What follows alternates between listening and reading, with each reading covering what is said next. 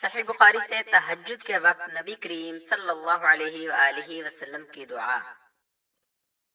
آگے بڑھنے سے پہلے نئے آنے والے دوستوں سے گزارش ہے کہ ہمارے چینل کو ضرور سبسکرائب کریں اور آنے والی ویڈیو سے باخبر رہنے کے لیے بیل آئیکن پریس کریں۔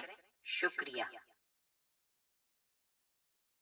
آج کی ویڈیو میں آپ دوستوں کے سامنے رسول اکرم صلی اللہ علیہ وآلہ وسلم کی دعاؤں میں سے ایک دعا پیش کرنے کی سعادت حاصل کی جا رہی ہے۔ یہ دعا صحیح بخاری کی حدیث نمبر 1120 میں بیان کی گئی ہے۔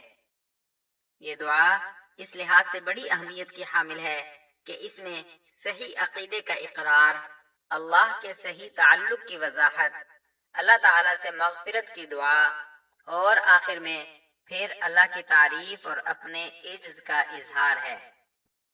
رات کے آخری حصے کی تنہائی میں جب بندہ اللہ کے سامنے عبودیت کا اس انداز سے اظہار کرتا ہے تو یقیناً اسے اللہ کی رضا اور قرب کے عظیم درجات حاصل ہوتے ہیں۔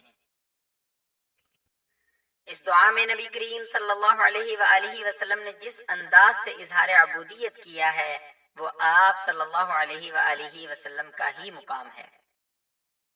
اس میں ایمان، اسلام اور احسان کا خلاصہ آ گیا ہے۔ ابن عباس رضی اللہ عنہ سے روایت ہے کہ رسول اللہ صلی اللہ علیہ وآلہ وسلم جب رات میں تہجد کے لیے کھڑے ہوتے تو یہ دعا پڑھتے۔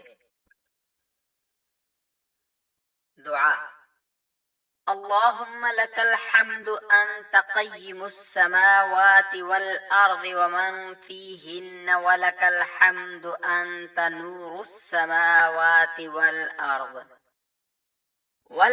ومن فیہن ولک الحمد انت ملک السماوات والارض ومن فیہن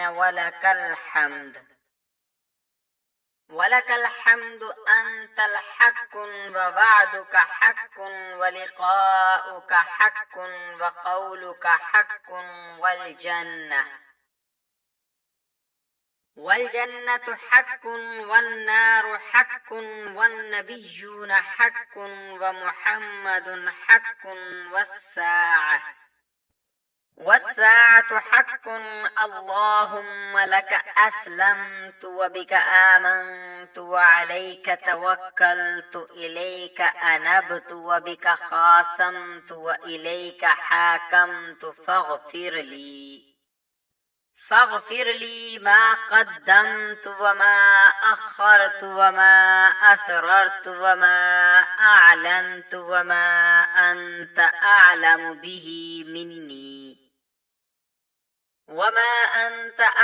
به مني أنت المقدم وأنت المؤخر لا إله إلا أنت ولا إله غيرك۔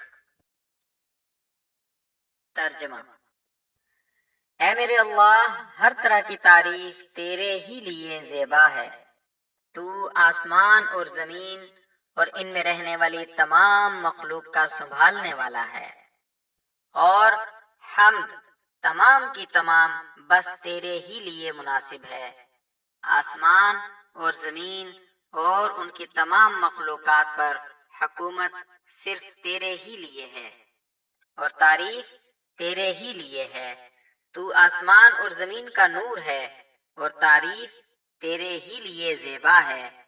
تو سچا ہے، تیرا وعدہ سچا، تیری ملاقات سچی، تیرا فرمان سچا ہے۔ جنت سچ ہے، دوزخ سچ ہے، انبیاء سچے ہیں، محمد صلی اللہ علیہ وآلہ وسلم سچے ہیں اور قیامت کا ہونا سچ ہے۔